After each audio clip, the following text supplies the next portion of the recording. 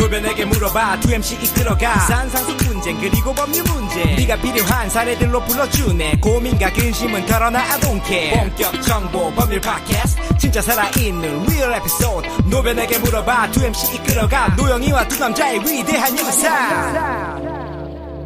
오늘은 일반적인 사연이에요. 막장이 네. 아닙니다. 저는 남편과 30평생을 살면서 남편이 벌어다준 돈을, 남편은 공무원이거든요, 알뜰히 모아서 집도 사고 근검절약하면서 내조에 충실했어요. 저는 60세, 남편은 70세. 집안일도 가사 도움이 없이 혼자 다 했고요. 남편이 퇴근하면 늘 집에서 밥을 손수 지어줬습니다. 또 남편이 교통사고를 당해 지병으로 돌아가시기 직전까지 정성껏 간호했어요. 저희 둘 사이에는 3자녀가 있는데 남편이 사망하면서 12억 원을 유산으로 남겼습니다. 저는 제가 배우자로서 늘 남편과 함께 살면서 내조를 한 부분에 관해 기여분 청구를 할 수 있는지 이게 궁금해요. 내조 많이 했는데 내조 12억 원. 네. 12억 원을 유산으로 남긴 남편 뭐 이미 돌아가셨고요. 언제 그렇게 벌었니? 공무원이라는데. 아니 근데 상당히 차분하게 사연이 들어와서 네. 일단은 메소드 연기를. 예, 최근 들어서 덜 막장이었어요. 덜 막장인 네. 케이스를 만나봤습니다. 근데 이거는 이제 아내분이 기여분을 이 남편을 내조한 기여에 대한 부분을 이야기하는 거네요. 그러니까. 네, 생각해보니까 어쨌든, 남편 30년 동안 내가 이제 수발을 하고, 그래서 이제 조금, 나도 이제 남은 여생을 좀 편하게 살고 싶은데, 네. 그러려면 또 이제, 경제적으로도 어느 정도 좀 여유가 있어야 되잖아요.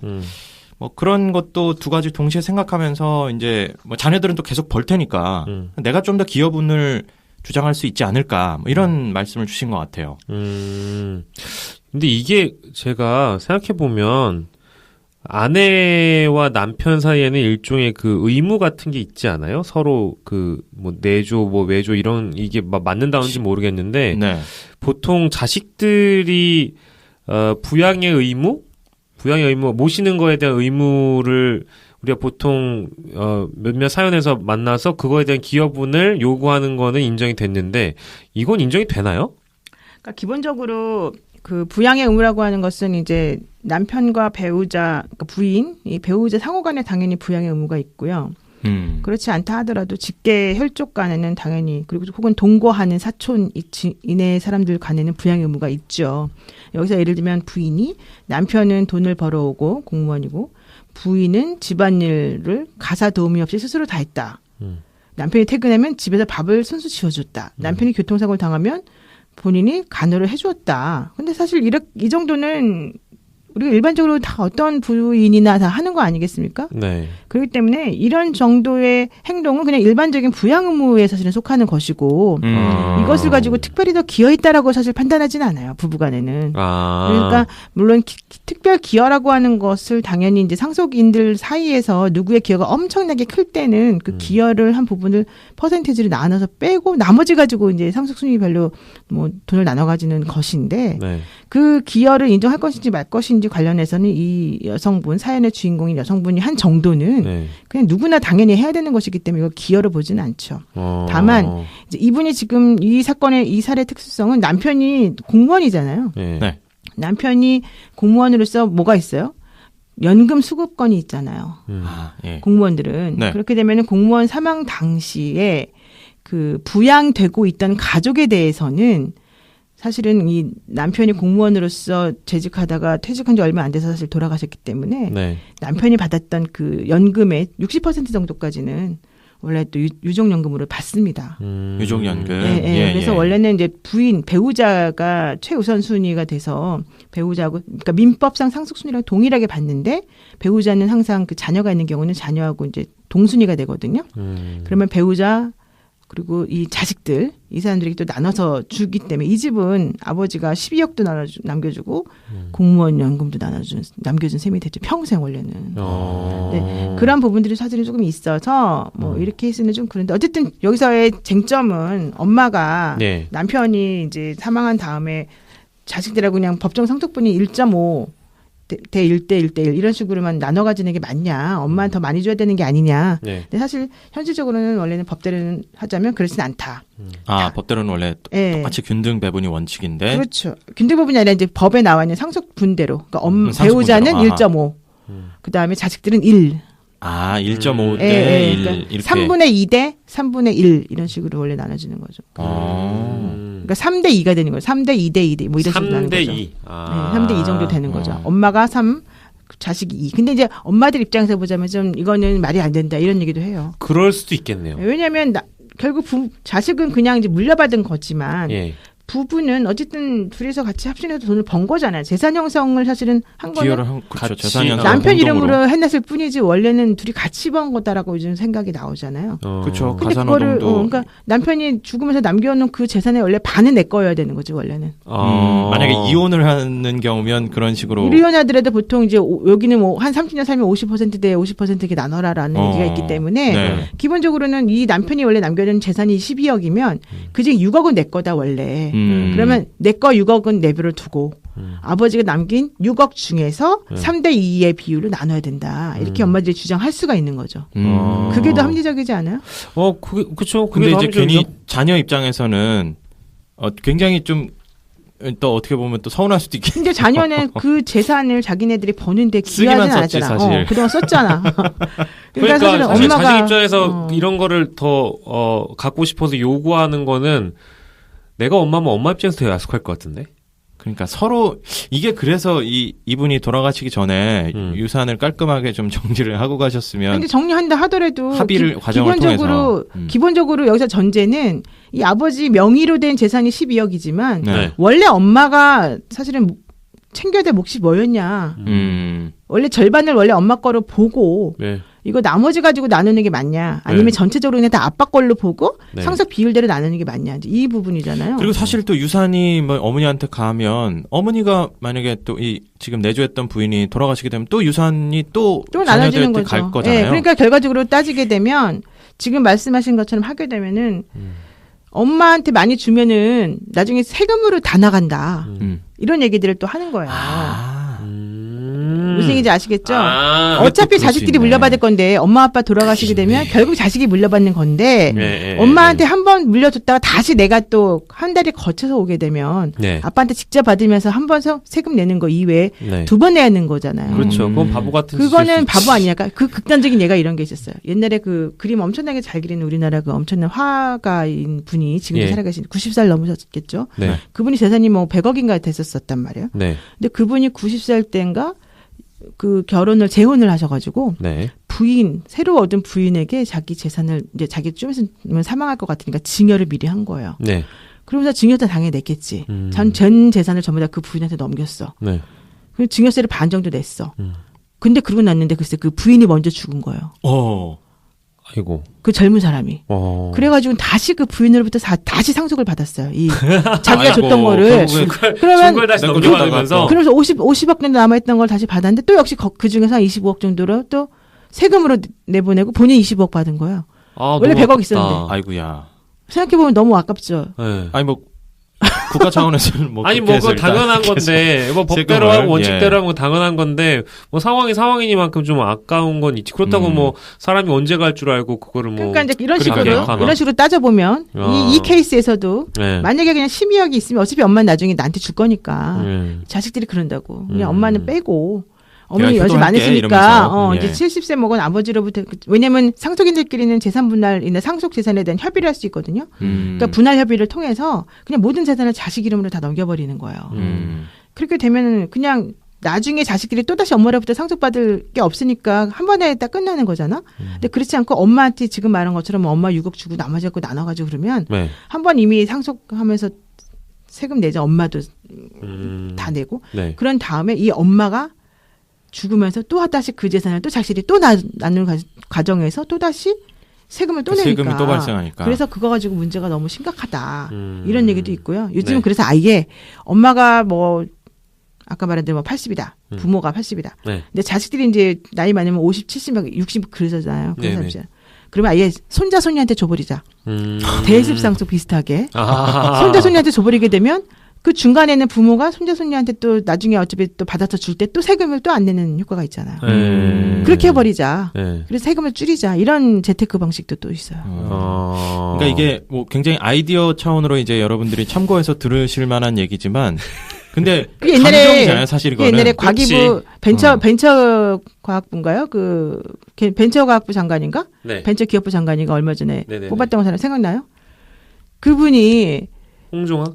장모님으로부터 홍종학. 그 재산 물려받는 과정에서 장모님이 그 몇 번 손녀한테 등장하시네요. 손녀한테 줬잖아요. 저번에 맞아요, 등장했어. 맞아요. 예. 네, 그러니까 그게 재테크 방법이었는데 특히 손녀가 어떻게 했어요? 자기가 어린 학생이었잖아요. 초등학생인가? 네. 그러니까 그걸 살 돈이 없으니까 부모로부터 돈을 빌린 걸로 해가지고 맞아요, 또 맞아요. 일본의 은행에다 돈을 빌려가지고 대출을 잔뜩 끼고 자기가 그 건물을 받은 것처럼 해버렸잖아요. 그러니까 세금이 엄청나게 줄어들었잖아요. 그러니까 그런 식으로 법적으로는 문제가 없는 거예요. 네, 그런 식으로 이 상속 관련해서도 사람들이 해요.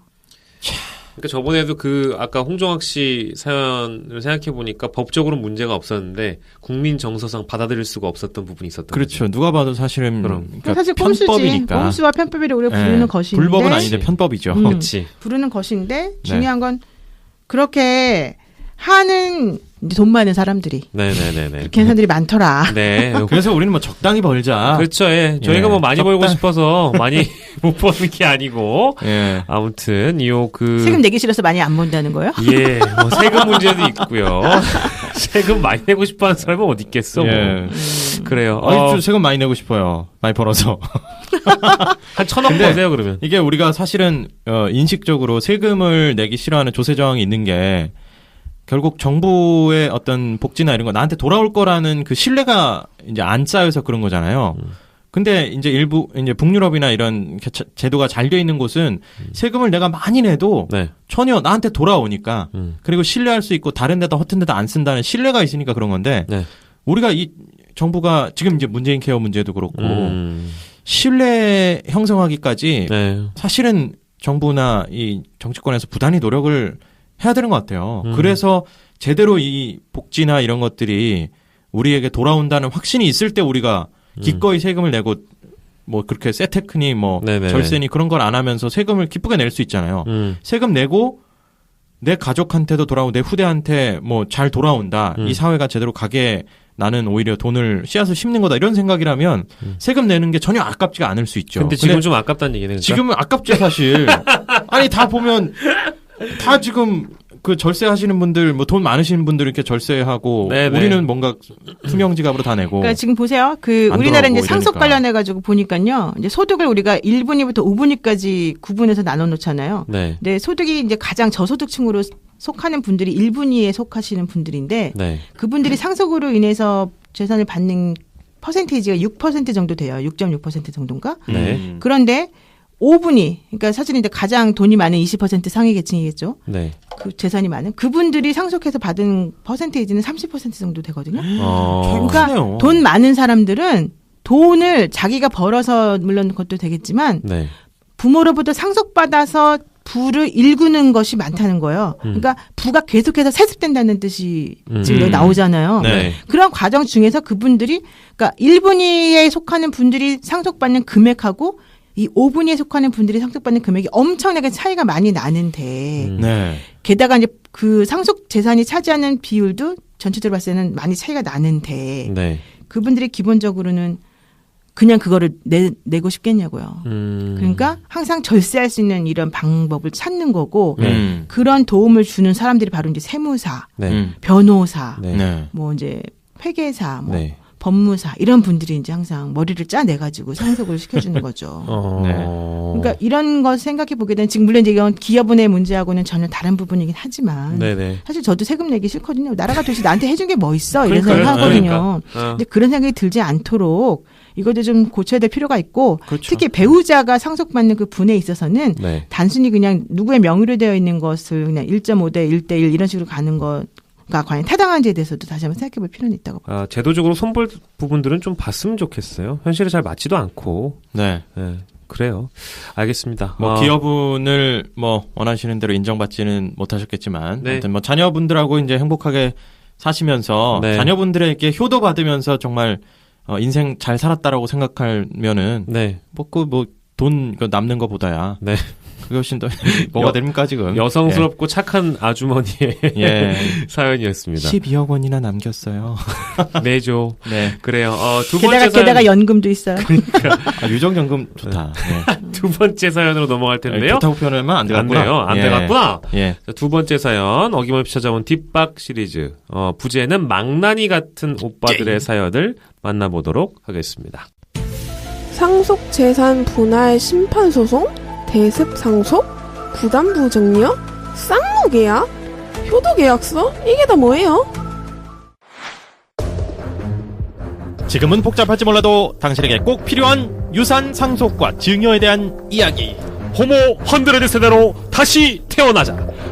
재산 자식에게 절대 물려주지 마라. 도서출판 둥구나무. 권기녀 씨는 3남 1녀의 막내. 노부모와 고등학교 교사인 큰오빠, 대학 교수인 둘째 오빠, 그리고 공무원인 셋째 오빠가 있습니다. 이거 어디 엄친아들 모여 있어요. 그렇죠. 오빠들은 물론 막내인 권 씨 모두 결혼해서 잘 살고 있던 어느 날 시골에 계신 부모님 두 분이 아프시다는 소식을 듣게 됐다. 오빠들과 권 씨는 곧 시골로 내려가서 부모님을 병원에 입원시켜드리고 정밀검진을 받았는데 아버지는 이미 당뇨와 치매가 심한 상태였고 어머니도 심한 퇴행성 관절염에 치매 증세까지 있다는 진단을 받게 된 것이다. 형제들은 이제 병든 부모를 누가 모실 것인가를 두고 수기를 했지만 오빠 부부들 모두가 자신들은 맞벌이 부부라서 부모님을 모실 수 없다는 입장이었다. 큰오빠 내외.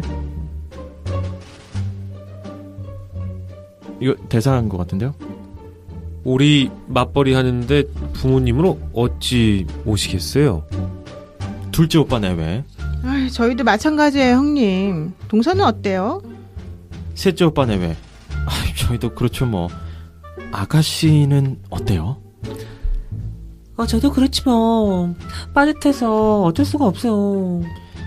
결국 형제들은 부모님을 요양병원에 입원시키기로 하고 사남매가 병원비를 매월 공동 분담하기로 결정했다. 그런데 1년이 흐르자 언제부턴가 오빠들은 요양비 분담은커녕 병문안조차 오지 않기 시작했다. 여보세요? 오빠 왜 병원비 안 보내주는 거야? 병원에서는 요양비가 입금되지 않고 있으니 부모님을 퇴원시키라고 성화하였고 병원 원무과 이제 저는 안 되겠습니다. 이런 식은 곤란해요. 병원비를 납부하시든 퇴원시키시든 오늘 내로 당장 조치해 주세요. 제발. 나 몰라라는 오빠들과 병원 사이에서 견디다 못한 권 씨는 남편의 동의하에 부모님을 집으로 모셔와 병수발을 들기 시작했다. 이후 10년여 동안 그 고생은 정말 이루 다 말로 할 수 없을 지경이었다. 너무했다. 그러나 정작 견디기 힘들었던 것은 이 나라의 모범이라고 하는 교사와 교수, 공무원들이라는 그런 오빠 그놈의 작자들이 그 10년간 병문안은 물론이고 약값 한 푼 보태주지 않은 것이었다. 정말 이거 뭐 오빠들이 지금 다 뭐 생계가 힘든 것도 아니고 이거 그러니까 너무하네. 사회 좀 지도층이라고 하시는 분들이 말이야. 그러니까요. 너무하신 거 아니에요? 이런 사람들이 아무튼. 많더라고 생각보다. 에이? 더 기가 막힌 것은 또 있어. 또 있어? 부모님이 돌아가신 이후의 일이었다. 대박이다 이거. 지난 5월 아버지와 어머니가 일주일 차이로 모두 세상을 떠나셨고 장례를 치르게 됐다.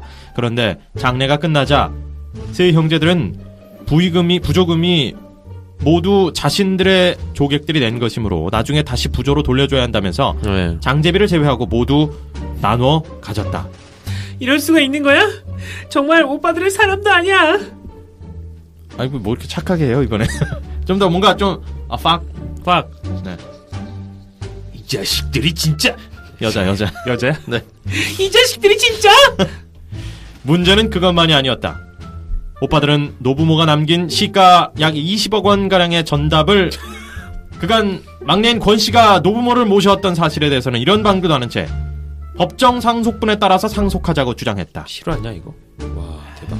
장래 부조금 문제도 꾹 참고 넘어갔던 권 씨는 너무 화가 나서 오빠들에게 자신의 법정 상속분에 더해서 그간 부모님의 병수발을 들면서 지출한 약제비와 부양비 부분을 계산해달라고 요구했지만 오빠들은 이런 지하에 거절했다.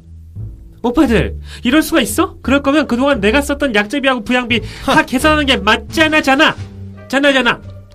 첫째 오빠, 그렇게는 안 되겠어. 둘째 오빠, 에이 그거 지나간 일이고 무슨 소리야. 셋째 오빠, 와이프가 안 된대. 권 씨는 유산보다도 오빠들의 이기적인 행동을 결코 용서할 수 없다며 법적으로 대응할 길을 찾고 싶다고 한다. 친오빠들이니까 물리적인 복수를 할 수는 없고 뭐 사실은 죽이고 싶지만 뭔가 법적인 대응을 할 수 있는 건 없을까요? 이건 뭐 야 근데 진짜 새 오빠들은 정말 이거 너무합니다, 만약에 진짜. 실화면 최근 들어 봤던 뒷박 시리즈 중에 가장 깊은 빡침이 느껴지는 사연이네요. 아니 그때 어떻게 아들들이 다 이럴 수 있지? 이거는 진짜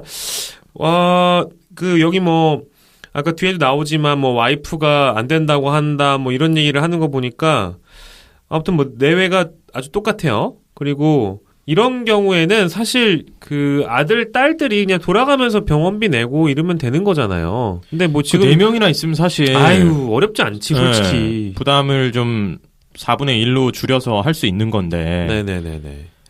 그것마저도. 그러니까 이거를 안 한다는 거는 진짜 심각한 거고. 아무튼 뭐 인간 말종들인데.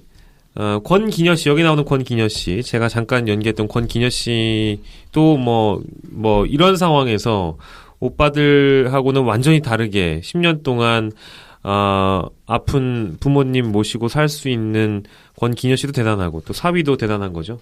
네, 그렇죠. 그러니까 근데 저는 약간 아쉬운 게 그건 것 같아요.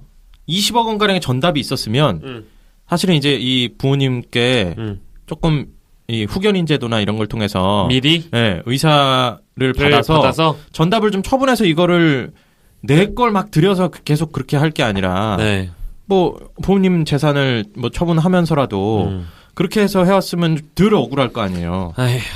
근데 이거 약제비 모르는 거 어떻게 다 해주고 그 약제비를 떠나서 10년 동안 내가 그럼 그 수발한 그거를 어떻게 보상받을 수 있겠어요 지금? 근데 그거 요즘에 이제 이거 사실은 소송하는 사람들 많이 있어요. 그래서 진짜요? 예전에 약제비라던가 뭐 병원비라던가 간병인 사용한 그런 비용이라던가 이런 비용을 모두 다 영수증을 다 안 버리고 모아놨다가 이제 한꺼번에 다 청구를 하고 물론 거기도 또 소멸시효가 있으니까 이제 10년은 조심하셔야 되고 그렇게 한 다음에 거기에 플러스 본인이 어떤 식으로 그러니까 실제 뭐 약만 들어간 게 아니잖아요. 뭐 그 분을 모시고 뭐 계속 수발해야 되니까 본인이 직장을 다니고 있었던 사람이라면 직장을 못 다녔다라든가 그런 것들은 이제 하루 그 회사 다니면은 얻었을 수익을 기준으로 해가지고 뭐 얼마로 계산을 해서 다 청구를 하는 거죠, 원칙적으로는. 그렇게 하는 방법이 있고 또 하나는 그 정도를 해가지고 보통 전체적으로 본인의 기여분이 뭐 전체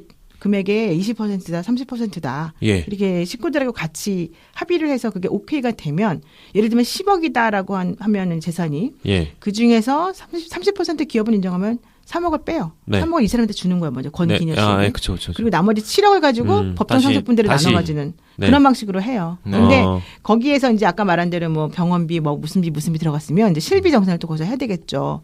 그런데 그렇게 사람들이 잘 안 해줄 거냐. 그렇게 착하게 할 정도면 사실 이렇게 안 했을 거 아니에요. 맞아요. 그러니까 이럴 때는 법원에다가 그 상속재산 분할 청구 심판 청구를 하고 그리고 본인이 이제 기여분이 얼마인지를 법원에서 정해달라 이렇게 청구를 같이 하시면 돼요. 그래서 아까 말씀해주신 대로 법원이 정해주면 그 금액을 뺀 나머지 액수를 또 분할을 한다. 그렇죠. 이렇게 이해하면 되겠습니다. 권기녀 씨는 그 오빠들이 괘씸해서 사실 오빠들에게 뭔가 법적인 대응 이런 거를 좀, 그러니까 오빠들이 가져가는 거에 대해서 너무 좀 속이 상하는 거야. 뭐, 그런 부분에 대해서는 오빠들 가져가는 걸 좀 더 제한하게 하는 거는 특별히 뭐 상속 청구하는 거밖에는 없는 건가요? 못 가져가게 하는 게 바로 뭐 지금 그래서 본인의 기여분을 많이 인정받아서 네. 그거를 빼면은 그게 그만큼 지분이 줄어드니까 줄어드니까. 당연히 이제 그게 뭐 그렇게 하는 거죠. 이게 뭐 안과 밖의 차이인 거지 현실적으로 다 똑같은 얘기고요. 그렇죠. 이제 뭐 그거 말고는 뭐 나쁜 놈이라고 욕하면 되지 뭐. 사실상 괘씸하다고 한 푼도 못 받게 할 수 있는 방법은 그런 건 없다 그랬잖아요. 아예 없죠. 아예 네, 없죠. 유리분 왜냐면 얘기도 했었잖아요. 그래서 네. 혈육이고 또 아들들이기 때문에 법적으로도 현실적으로도 어렵지만 이런 기여분 청구를 통해서 액수를 좀 줄일 수 있다는 거, 오빠들을 좀 금전적으로 벌할 수 있다는 거, 좀 덜 받게 할 수 있다라는 거 정도로 정리를 할 것 같습니다. 근데 워낙에 좀 저희가 뭐 매주 이렇게 돈 앞에서 피도 눈물도 없는 사례들을 많이 봐서 네. 가족의 달이 좀 지났지만 6월에 다시 한번 강조하는 우리 가족의 소중함, 사랑하는 우리 가족들을 위해서 나는 얼마나 잘 미리미리 친절을 다해서 하고 있는지 네. 한번 좀 돌아봤으면 좋겠어요. 이게 돈 문제 가면 이렇게 나중에 이렇게 되는 경우가 있는데 사실 그 전에 감정적으로나 여러 가지로 정말 가족으로 결합이 돼 있는가? 네. 그 서로 노력을 해야 되는 거 같아요. 가족 구성원들이. 전 솔직히 요즘에 그 위대한 유산을 맞기 전과 맞기 후로 인생을 나눈다.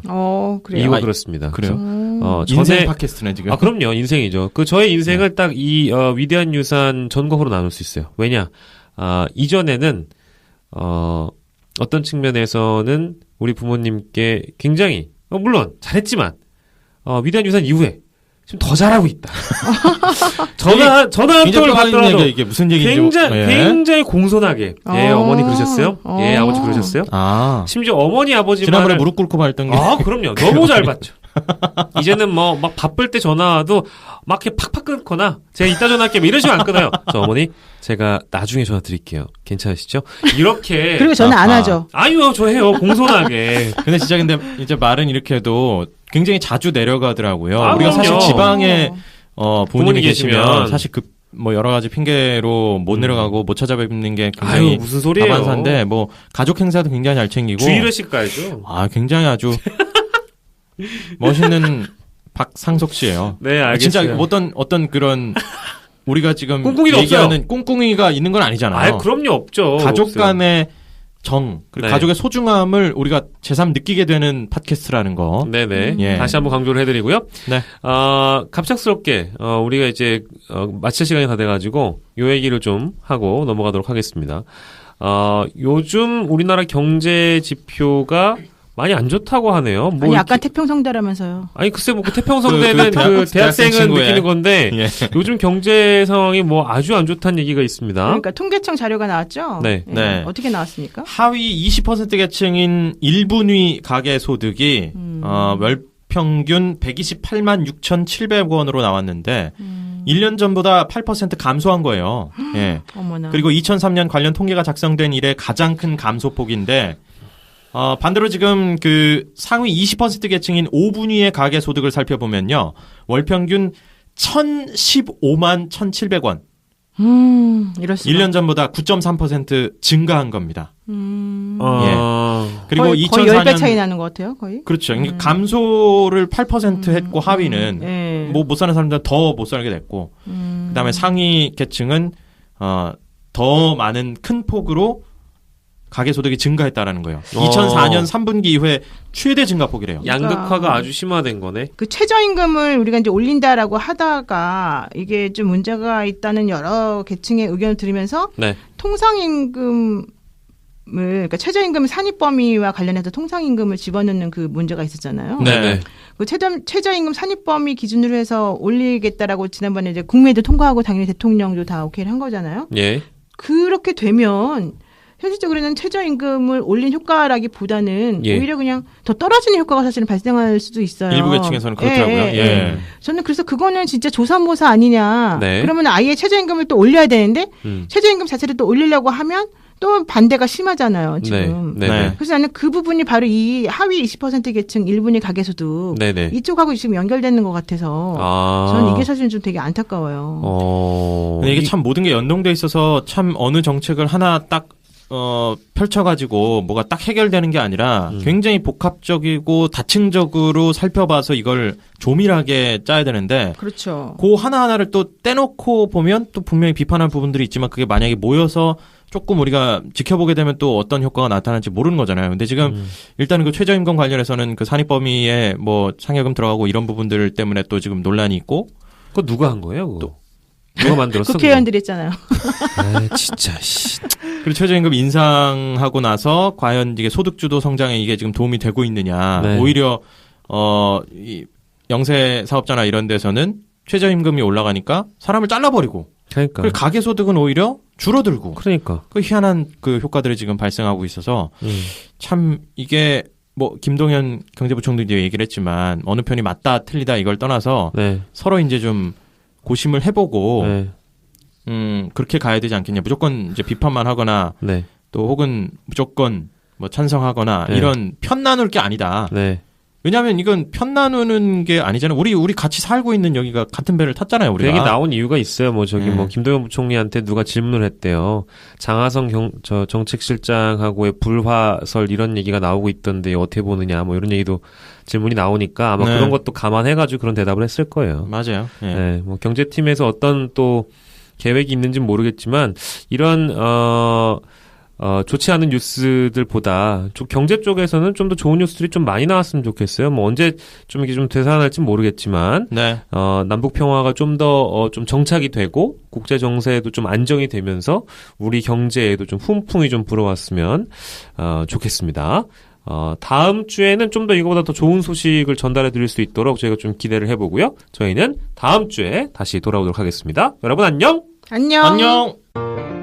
노영희 변호사 위대한 유산 상속 많은 것이 궁금한 두 남자가 거대한 비밀의 문을 연다. 노영희와 두 남자의 위대한 유산 어렵고 복잡한 유산 상속 해답. 노영희와 두 남자의 위대한 유산 누구도 몰랐던 사례의 대답. 노영희와 두 남자의 위대한 유산 이 문제를 해결할 길이 보인다. 노영희와 두 남자의 위대한 유산 상속 팟캐스트